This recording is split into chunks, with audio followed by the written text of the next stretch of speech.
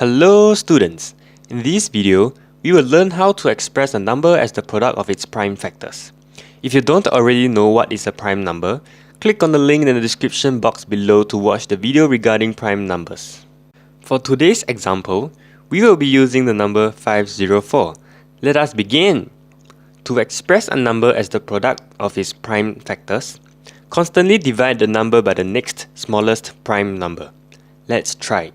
The next smallest prime number 504 can divide is number 2.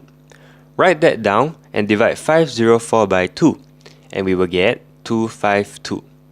252 can be divided by 2, so we repeat the step and we will get 126. 126 can also be divided by 2 and hence we repeat the step again to get 63. 63 cannot be divided by 2, so we will try the next smallest prime number 3. Divide 63 by 3 and we will get 21.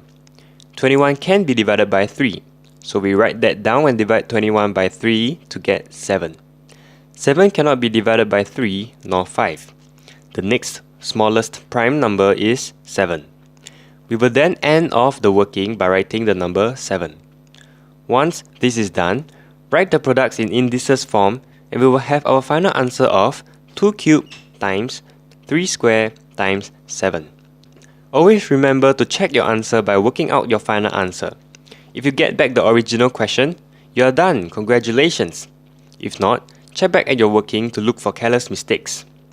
If you have any questions, please feel free to list them down in the comment sections below or look further by clicking into this channel.